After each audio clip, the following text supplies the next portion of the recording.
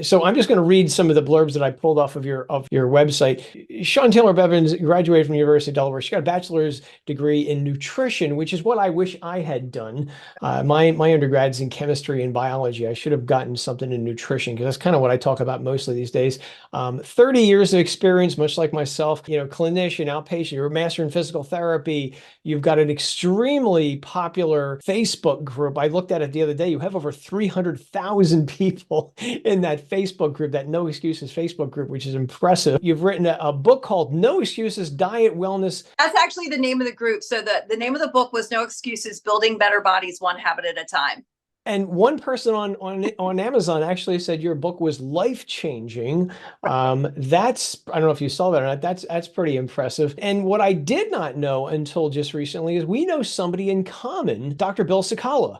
I had no idea. You wrote an article, which I read in the past on sugar and why sugar is not bad for you. And the backstory with Bill, I don't know how you met him, but I met Bill 25 years ago. We were both independently investigating a weight loss supplement at the same time. And the distributors of this product said, you need to talk to Joe Cannon because he's doing the research. And he called me on the phone and we both came to the same conclusion. Yeah, it was a bunch of crap. And I've known him for 25 years and I've only met him in person twice because now he lives in Australia. So yeah, I live vicariously through him. So that was kind of interesting. But one thing that I wanted to start off our conversation today is when I was reading about your book on Amazon, there is this little, I guess, I don't know if you wrote it or it's an excerpt for the book, but it starts off with, never have we had more trainers, health coaches, physical fitness influencers, paid and free YouTube workout channels, self-styled nutrition experts, weight loss programs, fitness food trackers, diet books, fitness challenges, supplements, powders, lotions, potions, and yet people are still struggling to take control of their weight and their health. And when I read that, I was like, you are absolutely true and correct on that. And it's true on many fronts. We literally have these extremely powerful computers in our pocket, and I'm amazed at what some people just don't know, not even on the nutrition front, but on other things as well. When it comes to nutrition, I'm like, really? And even exercise. And we still gravitate to some of these people on a TikTok or YouTube, and I look at some of their stuff as you do, and I'm like, what are you talking about? And so I've actually got to the point where I'm saying, listen, if they're talking to you on YouTube or TikTok with their shirt off, they don't know what they're talking about. The shirtless salesman, as I sometimes call them. Yeah, I want to bring you on because you've got a lot of interesting thoughts that I think people need to hear, and sometimes I'm sure they hear it from me, but sometimes it helps from hearing it from other people. So what do you think is wrong right now with the health and wellness and fitness communities? What do you think that we could do better? Let me answer that question by kind of summarize my background a little bit, because I think it'll help people to understand, how my answer has kind of formulated over the years. So I actually I got my first set of weights at the age of 10. I joined my first gym at the age of 13. I started teaching group fitness at the age of 18. My undergraduate was in nutritional sciences. I then pursued a professional master's in physical therapy. I ended up in outpatient physical therapy. Always had a real love of just nutrition. That's kind of been my rooting and my background, and something I've been very, very passionate about. Also very personal about my personal fitness. I'm kind of an exercise fiend, always have been. I've taught every sort of exercise class you can imagine. I've participated in every sort of exercise you can imagine.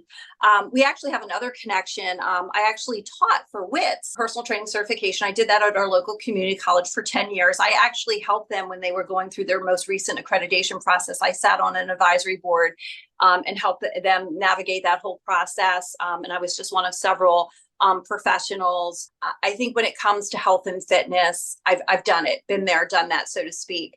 And so, and also as a clinician. So, I have almost 30 years as a clinician under my belt working with real people with real issues, right? These are people across the age span, have all sorts of comorbidities, all sorts of issues, by the way, which are getting worse. Like the patients I'm seeing today are much sicker than the patients I saw 20 and 30 years ago. And that quote that you read, that actually is a quote from the book. And that's kind of how I feel. Like we just keep throwing more at the problem, but we're throwing more of the same wrong thing, right? So we just keep, I think that there's this tendency, and we could have a whole discussion and write whole books about just this, of why this is the case, but there's the tendency to look for the thing, the magic pill, potion, lotion, I like to call it. And it's this idea that if we just get the right diet, if we just have the right macro breakdown, if we just find the right supplement, if we just find the right diagnosis, find out what that thing is in me that's broken, that's making me struggle. If we just do that, right? I call it the get rich quick equivalent, right? That's the dietary get rich quick scheme. Like, just give me the get rich quick scheme, right? Just tell me how to do it in 8 weeks or less. Here's my $49.95. We're happy. And I think that that's part of it. And there's been this tremendous need now that has risen up. And we could have a debate and another very complex conversation about all the things in society that are kind of the cards are stacked against people in terms of maintaining a healthy lifestyle, from our phones to our food, just to our general. The way that we live these days is just kind of disconnected from maybe our physiology, and that's a big part of it.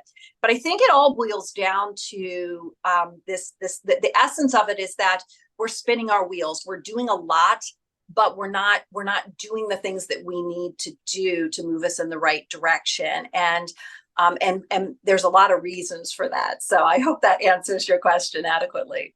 Yeah, it does. There's a lot of forces working against us to get healthier. We're only one of two countries in the whole world that advertises drugs to people on television, with New Zealand and the United States, and I wonder why. And again, one of my mottos is if you see that advertised on television, a drug, you probably don't need that drug. I never see insulin advertised on television, but I see these medications for people who have conditions that I've never heard of before.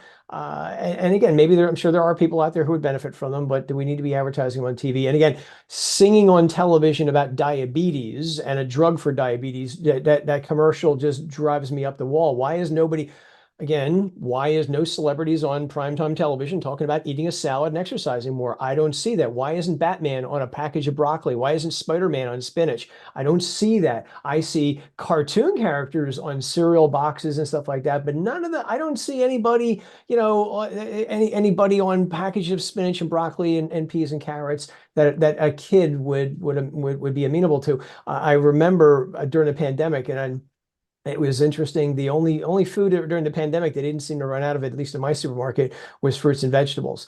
The frozen foods they went gone. They went immediately gone. But I remember hearing this kid screaming in the supermarket, and little kid, probably about 2 years old. Mom's got him in the shopping cart, and I walk over, and she's literally trying to put some frozen vegetables in her shopping cart, and this little kid is trying to swat them out of her hand.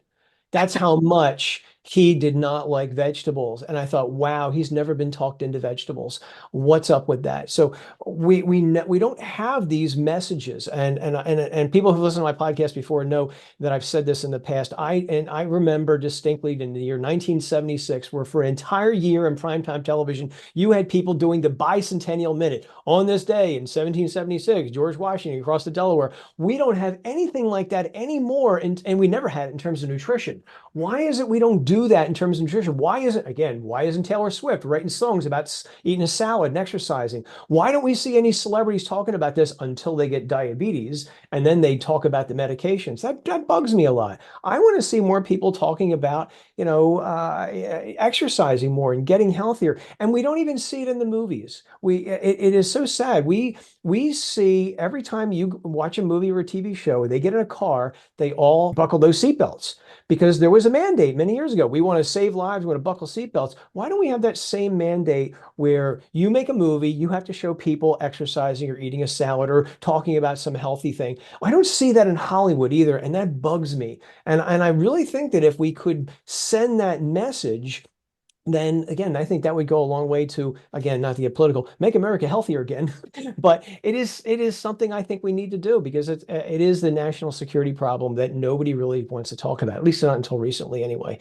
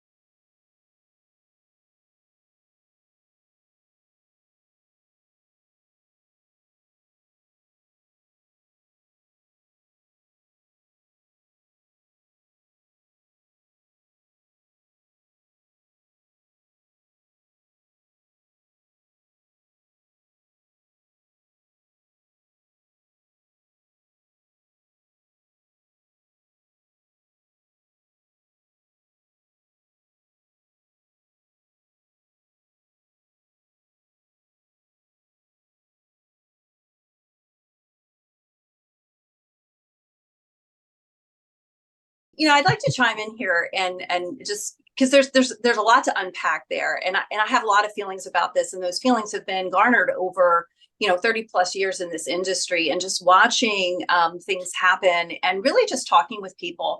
You mentioned my No Excuses group, and it is a very large group. And one of the things that the group is coming up on its 5th birthday.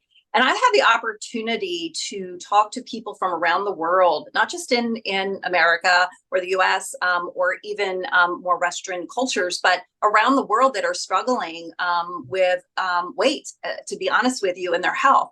And so it's not just, I think, isolated to any area of the world. I, was doing some research for my second book, and a statistic that I came across that just blew my mind. Something like 1 in 3 Americans has prediabetes. 1 in 10 Americans has full-blown diabetes, but the prevalence of diabetes worldwide is about 7%. Okay, so let's talk a little bit about this. So, something like a quarter of our GDP is spent on healthcare in the United States. Yeah. That's huge, right?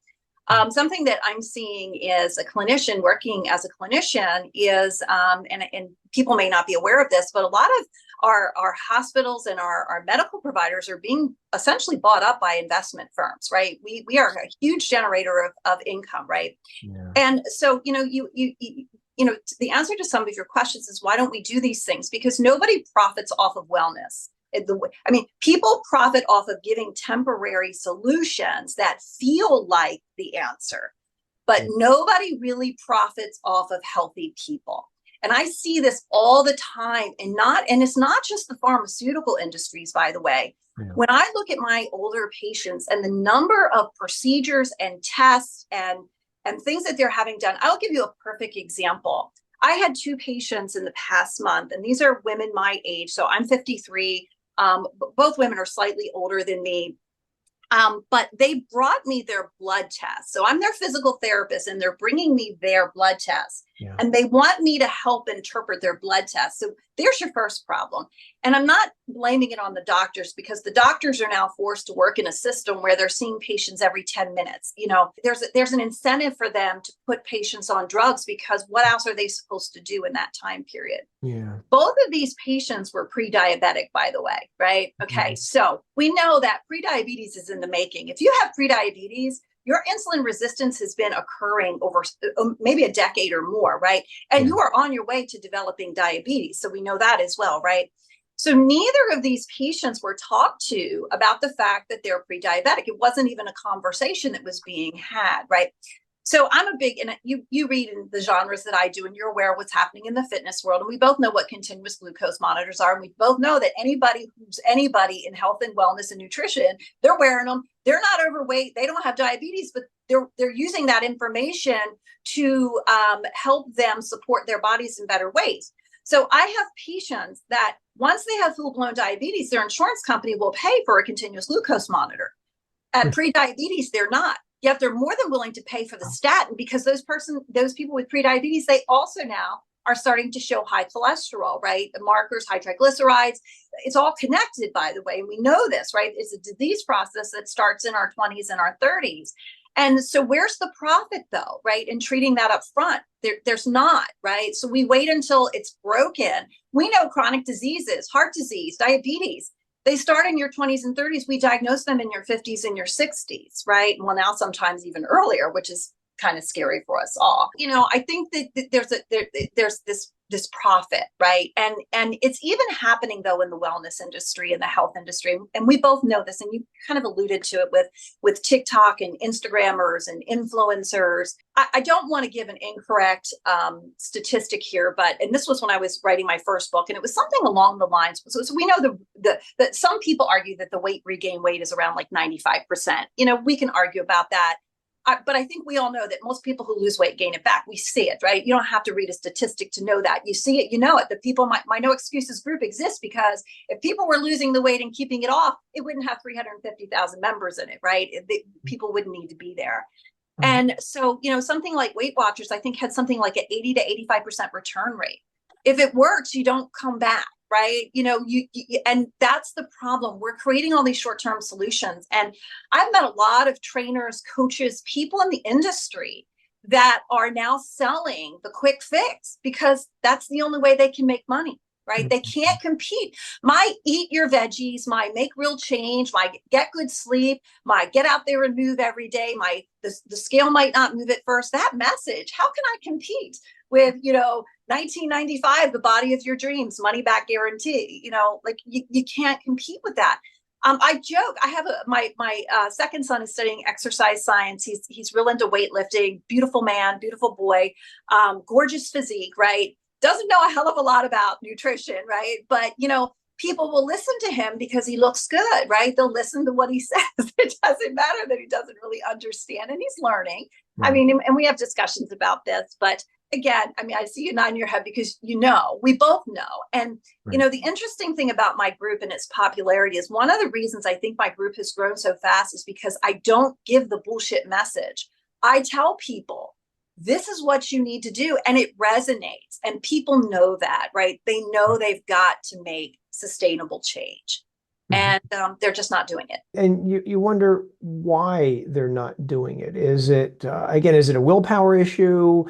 Is it they're just bombarded with commercials that tell you to, eat food all the time? I mean, my gosh, I live within, say, 3 miles of maybe 8 Wawas, and they're open all the time. And again, food is everywhere. And sometimes I notice neighborhoods are not built for walking anymore. They're not even sidewalks anymore. I think that's another issue right there.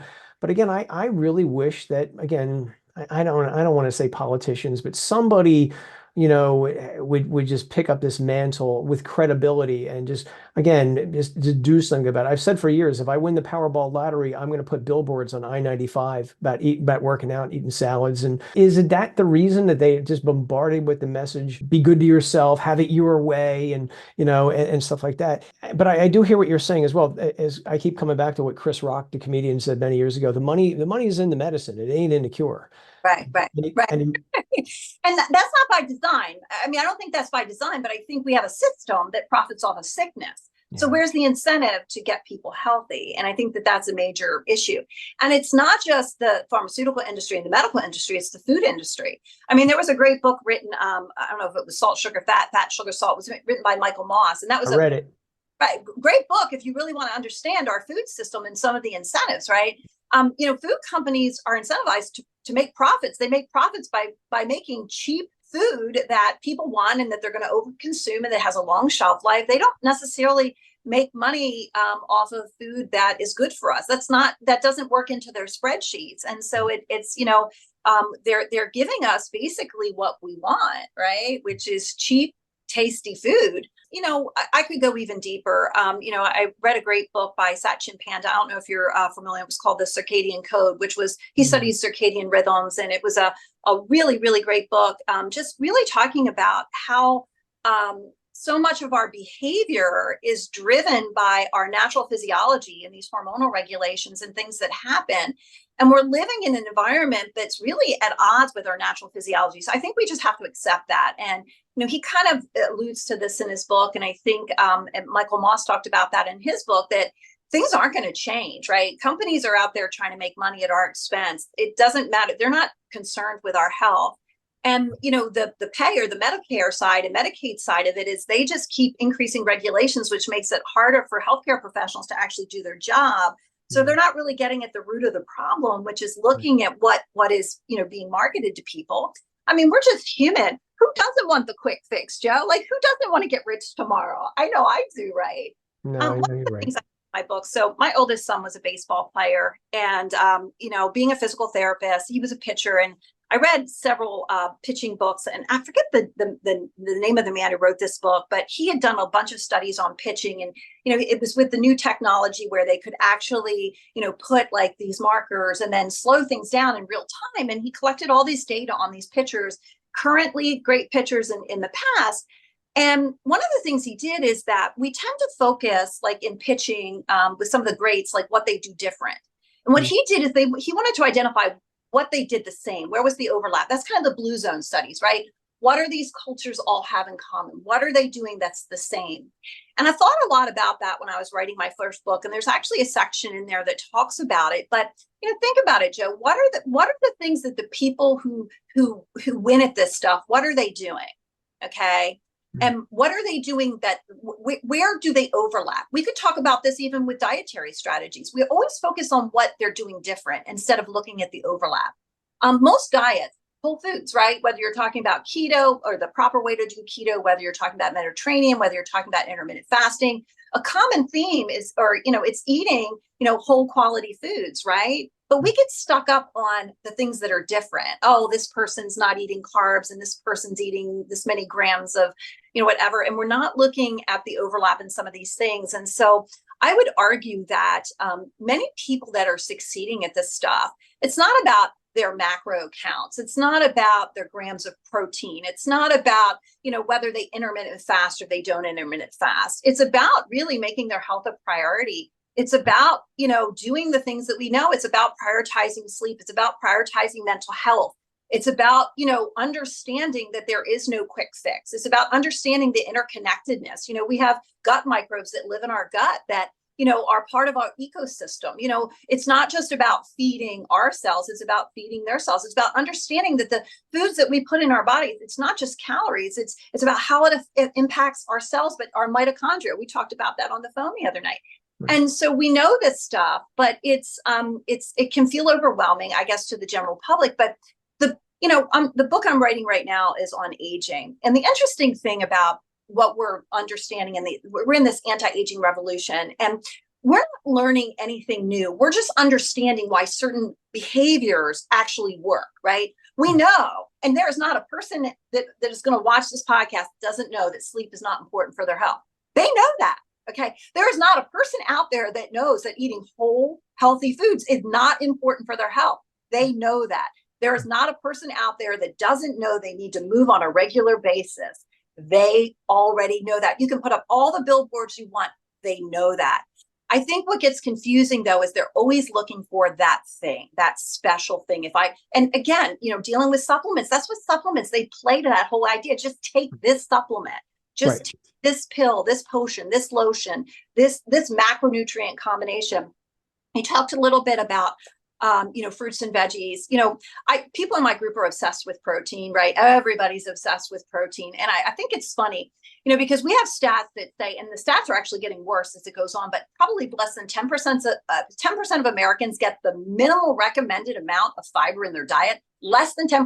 Never anybody comes into the group saying, man, I got to get my fiber. I didn't get enough fiber today. Right.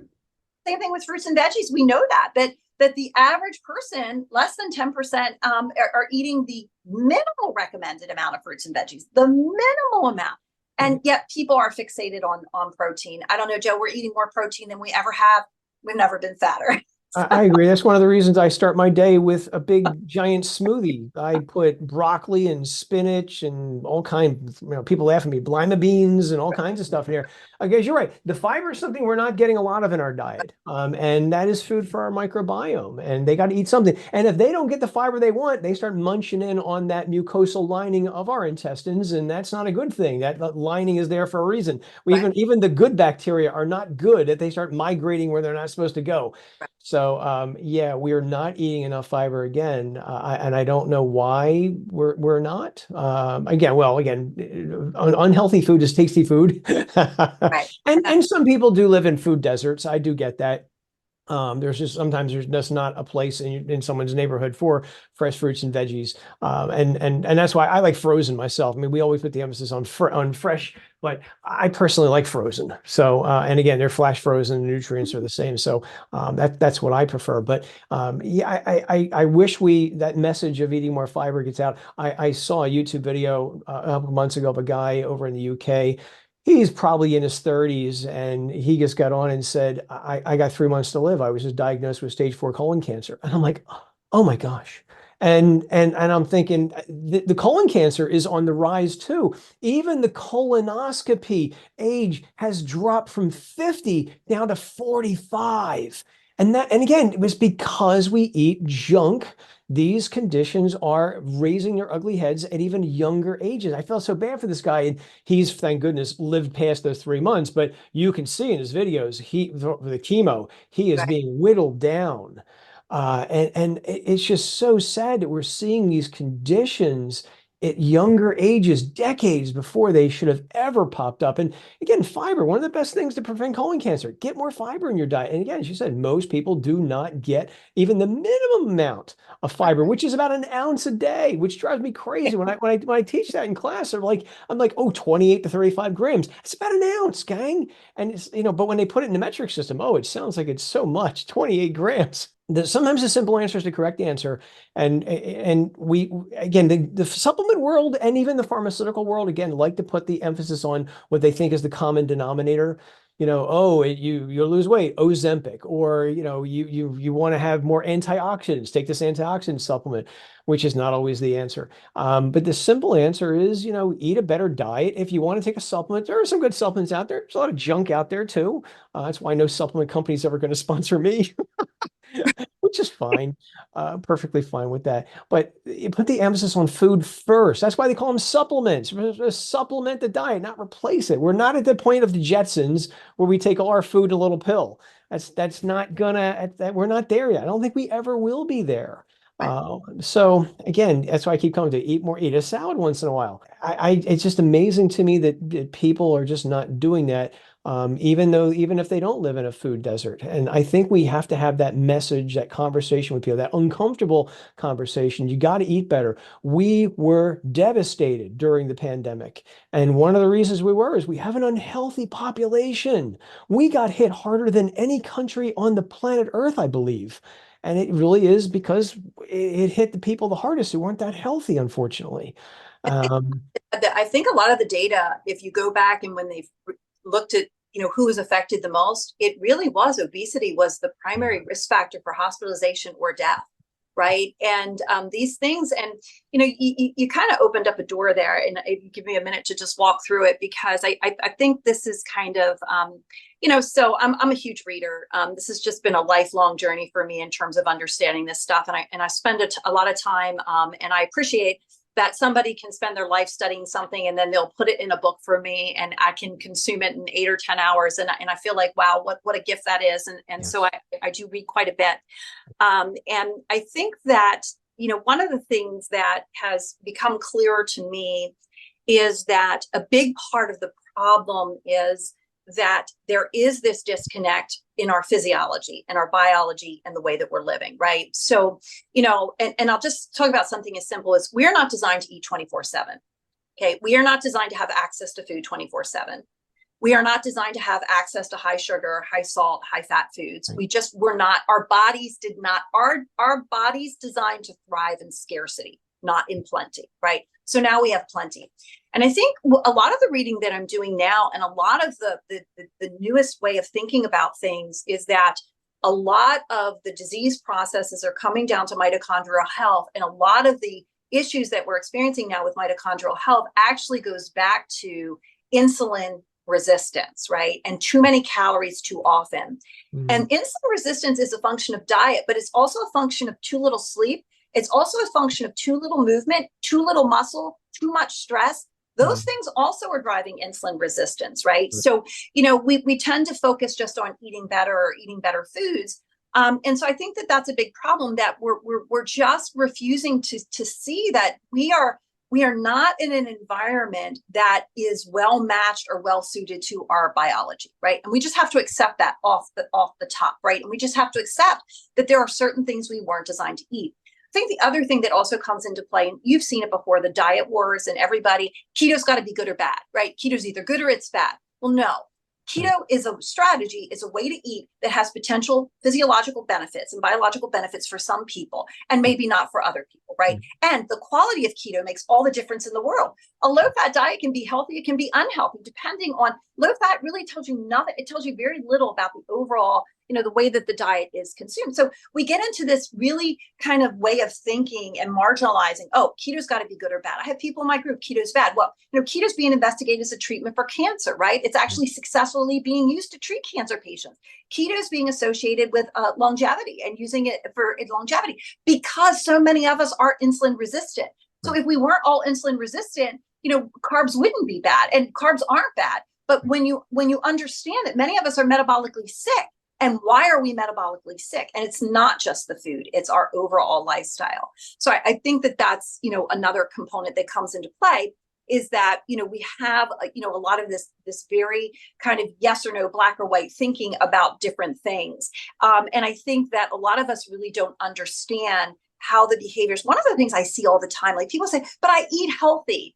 And I don't really know what that means to them, right? Because if you grew up in my generation, eating healthy means, you could, somebody posted a recipe in the group, and it was like a devil's food white cake with pineapple and whatever. But I mean, it was just pure sugar, right? But it was healthy because it was low fat, right? So to them, healthy is low fat. To somebody else, a healthy meal may be a protein packed meal, right? Even if it's highly processed, non-quality protein source, right? So, we've kind of distorted these terms, and we throw these terms around. I think people are really struggling with this, and they're overwhelmed by it, because they're hearing all these different messages. This is good. This is bad. Eat this. Don't eat that. This is good for you. This isn't good for you. And they're not getting the instruction anyway. So they're not getting the basics. People aren't cooking at home anymore. People are eating more on the go. We have, a convenience food that's more than happy to give us crap. And, so there really are these layers, right? So it really is complex. But, one of the things I did in my book, and I always I'm one of those people, like, tell me how I can do the least for the biggest payoff. Like, what's one thing I can do that if I do this, I'm going to have a huge benefit? Stop drinking liquid calories, cut out soda, cut out sugary drinks. Right there, if you do that one thing, your diet is going to improve leaps and bounds. Just that one tiny little thing, right? You focus on eating more fruits and veggies. Just that one little strategy is going to force a lot of the other junk out of your diet. You're going to be better. How hard is that, right? How hard is the messaging for that? Eat more fruits and veggies, right? Just right out of the gate, right? Eat more whole base foods, 80%. A lot of people like the 80-20 rule, it sounds nice, because it leaves rooms for indulgences, right? So, dumb it down, keep it simple, stupid. I like to say, keep it super simple. But I think as practitioners, and this is where I blame the fitness industry for the messaging, because they're complicating the messaging. They're putting a lot of messaging out there, that is, people track. I get that tracking helps you with accountability, and that is important for a lot of people, right? But you know what, Joe, it really doesn't matter how many we don't know what the magic macronutrient breakdown, or if they're even, we know that, right? There's no research out there. And all these people pushing protein in this. Yeah. Do you need adequate protein? Yes, you certainly do. Carbohydrates, protein sparing. There's lots of different sources of protein in your diet. It's very well dispersed throughout your diet if you're eating whole quality foods. You don't need to go out and buy a protein powder to get your protein, right? We know that, right? So this is the kind of thing. And I think that, that's being this idea of, even in fitness, right? I have more patients come to me that hurt themselves going into a fitness program, because people don't understand the basic is what's happening in their own bodies. And so educating people about the basics of what to expect. Movement should feel good. Movement's about maintenance. Movement is about keeping the machine in good working order. When did it become a form of abuse to your body, right? Or necessary, right? So, and again, so I think that there is this overhaul that needs to happen. And, we have a new, not to get political, but we have a new administration. And now we have somebody new coming into, the health component of our country that, in my opinion, tends to be a little radical. But I almost think we need radical to maybe pull us in the other direction. And I know a lot of people in my industry who feel like that. I'm kind of at the level of individual responsibility, because if you wait for the top down change, it's never going to happen. It's always going to be watered down. So, you as an individual, if you don't like where you are in your health, if you don't like how you feel, get out there and talk to people, because there are people like you out there that are giving good information, right? And there are people out there like me giving good information. How do you find them? Well, they're not going to try to sell you the quick fix. And that's what you were saying, essentially. You touched on something that I wanted to circle back and talk about. The fitness industry, people are getting injured when they join a gym. And when I look at TV commercials, when I do watch commercials, and it talks about exercise, it's usually hardcore exercise. People are beating themselves to death. They're grinding themselves into dust. And it gives the impression that you have to go full throttle, a 10 on the RPE scale to get any fitness. And it just is not true. And I don't know why the fitness industry, well, I think I do know why, they're not getting that message that the body responds amazingly well, even to just a little bit of exercise. One of my favorite studies out there, 15 minutes of walking. Follow people for several years, you live 3 years longer than people who don't move. Holy bloody mackerel. It's statistically significant at 15 minutes of walking every single day. You don't have to go out and run the Ironman triathlon, which is a phenomenal event. I watch it on TV every year. I get the opportunity to, but you don't have to do all of that. And the only conclusion I can come to is there's no money, again, no money to be made in say, hey, just take a walk around the block every once in a while, or, I get up and like my Apple Watch will buzz every once in a while. I'll say, hey, get up, dummy, and do something. And that's why I have a standing desk. I'll raise this up, I'll lower it down. And you know, a little bit of something is better than nothing. And I think a lot of people in this country and maybe elsewhere who are listening to us, you don't have to do a lot to get fit. Even a little bit of something is better than. And by fit, I don't necessarily mean six-pack abs either. I mean your blood vessels are healthy, your cholesterol is healthy, your brain is functioning better, your concentration is better, you're sleeping better. All that goes into health. You can't tell by looking at somebody on the outside what they look like on the inside. Piggyback on that, there's this idea called the rate of decreasing return. So I love science and I love math, and I love math because I think mathematical models are beautiful, and they tell us a lot about human nature and how the world works, and they apply to a lot of different things. And so the idea of the rate of decreasing return, and this applies actually to exercise. That first 30 minutes of exercise, there's a huge advantage, right? We know that just 30 minutes, 5 times a week, decreases the chance of all the chronic diseases, right? So it lowers your, the risk factors for all those diseases, right? So the curve is fairly steep. After 30 minutes, you continue to see an increase in your return, but the rate of return gets smaller, right? So you're working harder and harder, but the amount of return that you can actually measure gets smaller. And I would actually apply this to other areas, but it definitely applies well to exercise. And then you kind of reach that what I call the sweet spot. And then there's a point at which increasing the amount of time actually is detrimental. And we could argue that a lot of performance athletes fall in that detrimental category. They're working so hard that they're actually injuring themselves, right? And so I think that, how do you get the biggest bang for your buck? You get the biggest bang for your buck by moving 30 minutes, right? 10 minutes segments throughout the day. That's all that you need, right? That's what the science tells us. Right. And so, and we know that, we can see that. So, I think that's the one thing that we're not doing a really good job of helping people to understand. I do think human nature is, and I see this a lot, people do in their 50s and 40s and 60s what they did in their 20s, right?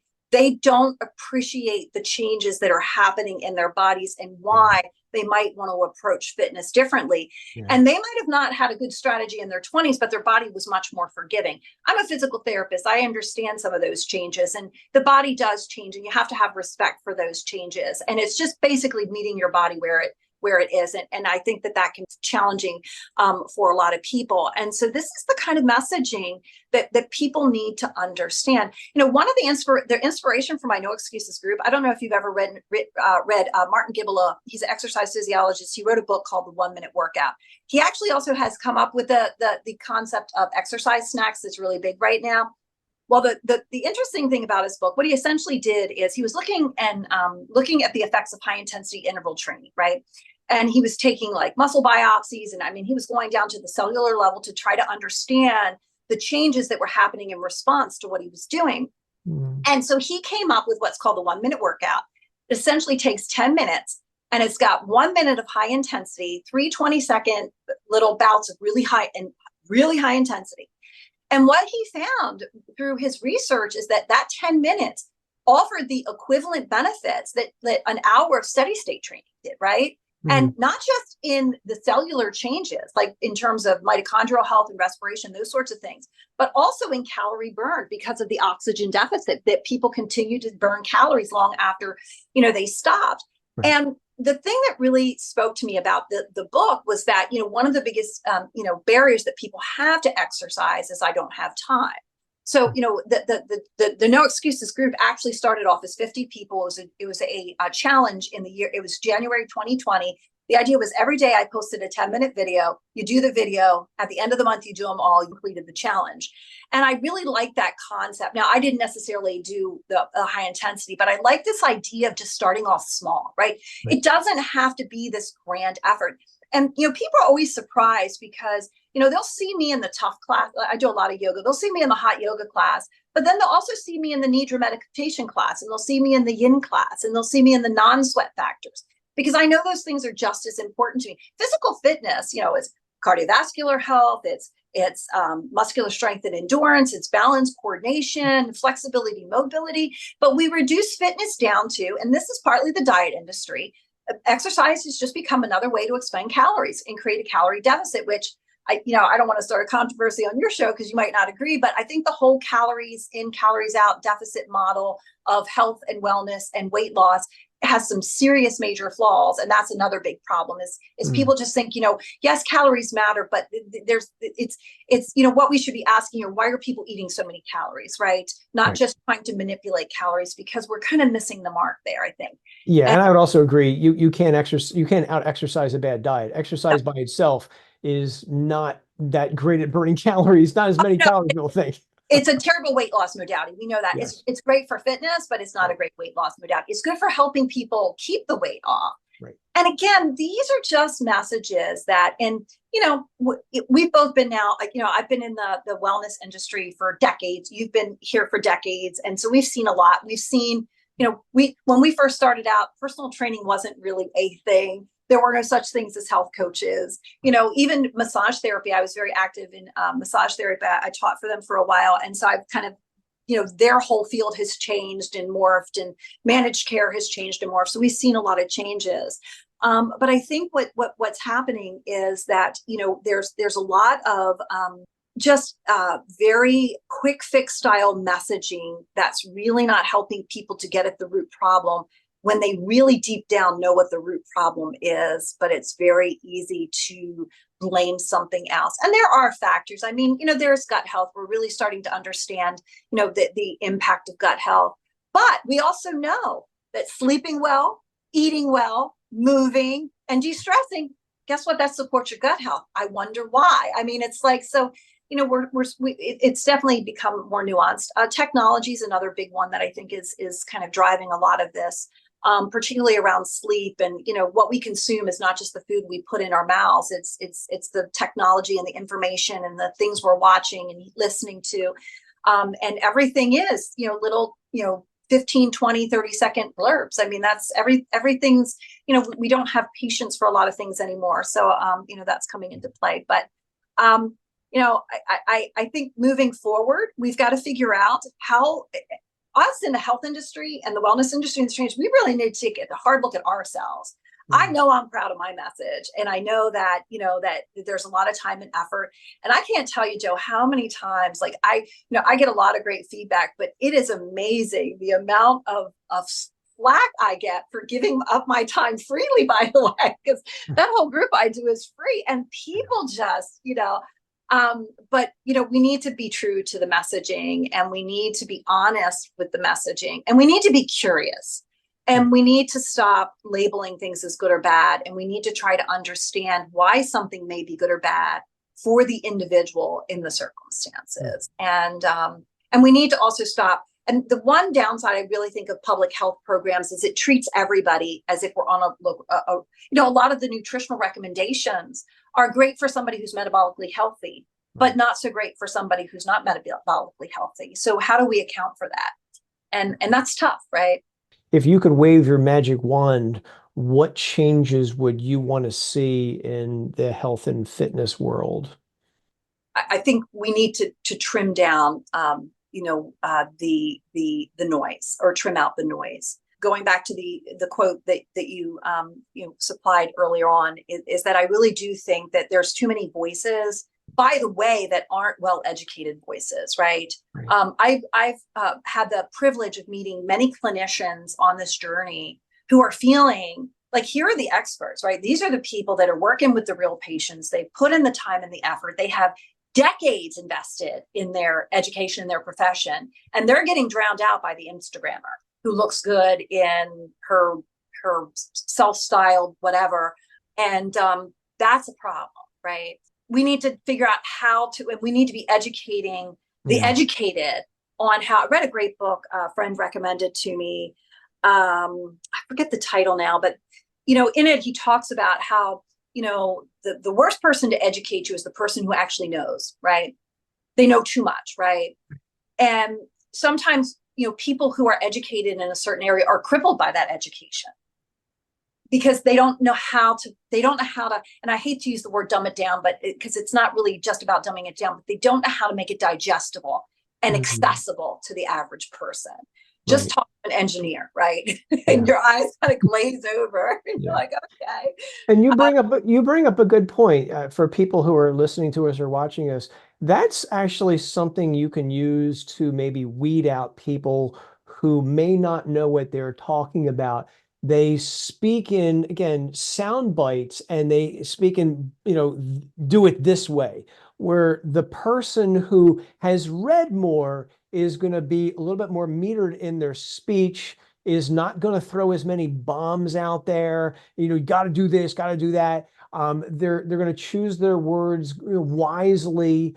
That would be the person to listen to, not the person who has got their shirt off and is speaking in sound bites and looking very confident and saying, "You got to do this, got to do that." That's the person who should make your spider sense tingle. That's an excellent point, and that's true because I think what happens is the more you understand, the more you understand the complexities, right? And the harder it is to condense it down, right? And come up with that simplistic message because that people ask me, and I was like, yeah, yes, no, maybe, right? That's my, well, yes, no, maybe. It depends. Let's go further. Let's dig deeper. Let's have a deeper conversation because it really just depends. And that's a hard thing, right? And so, and even beyond that, we can sit and have a conversation, Joe, because we have similar backgrounds, right? And I can start going down my rabbit hole, and you'll follow me there, right? And you're all the way, you're right there with me, and you understand where I'm going. And sometimes I catch myself with patience, and I start to go down the rabbit hole, and I have to remember, so that's a dark place for them. They're not comfortable there. Like that's not their, and so how do you bring it back to them? And so I've read a lot of books about this, believe it or not, in terms of trying to make messaging more accessible. But I think that the people in the know need to understand that just because they're in the know doesn't give them make them or put them in a position where they can help people. They've got to be in the know, but they also have to know how to reach people in a way that resonates with the person, and that's challenging, right? I mean, it certainly is challenging. Yeah. And to a certain extent, the simplistic, doesn't have to be a dumbed down message, but it has to be something that the average person can sink their teeth into and Right. not feel overwhelmed by. And that can be difficult too, right? Because these things are complex, right? Right. And so I'm, as I think in the last 10 years, that's something I've been very proactive in trying to do it, and not sure I've mastered it clearly, because it gets harder and harder and harder. And that's why I think these sorts of podcasts and things can be helpful to the average person. But I do think that well, it'll be interesting to see because we have a whole nother dynamic now that's coming out. It's going to be AI. That's going to be our new health code, right? It's a brave new world out there. And all I can say is, I don't know. We'll see how it all pans out. AI is going to be a brave new scary world. Right, I'm seeing headlines of sometimes these AIs will tell people things that you should not tell people. right, And in some cases, the results are disastrous. right, So and when it comes to AI, and I've used it, I catch it making mistakes a lot. And right, I'll call it on the mistakes. You're absolutely right. right, Especially when I ask it, it'll say certain things, and I'll say, give me a citation, a peer-reviewed citation for this. And it'll literally make it up because right. I can't find it anywhere. And I'll say, that doesn't exist. You're absolutely right, Joe. Here's what I meant to say. And it's the same mistake. I've caught them in kind of in loops. Well, So it's not there yet. It's better than it was, but it's still not there yet. well, it's only as good as the algorithm, and the Yeah. algorithm is only good as the data input. And I think what's happening now with the size of the internet is, well, we as consumers, I mean, like, what's good and what's not, what's reliable, what's not, what's vetted, what's not. We Right. nobody knows, And right? if the AI is getting all of its information from crummy websites, then it's going to give out a crummy answer. Because some of these AIs will actually show you their references or their Right. websites, and I'm like, that's a junky website. I Right. No, I know the junky websites in the supplement world, and it's referencing sometimes them, and right. I'm like, really? I'm not believing that answer. Right. And I'll literally say sometimes when I ask it questions, only cite peer-reviewed research, and it sometimes will not do that. It'll go back to the junky website. So that's the problem with AI. But again, it's getting easier for people. It's on your phones now, and again, Apple's coming out, and Android apparently has got its own thing now. So it'll be interesting to see where it leads to. But I still don't think we're at the point where it takes the place of a physical therapist or a doctor, or anything like that yet. So I'm not buying it yet.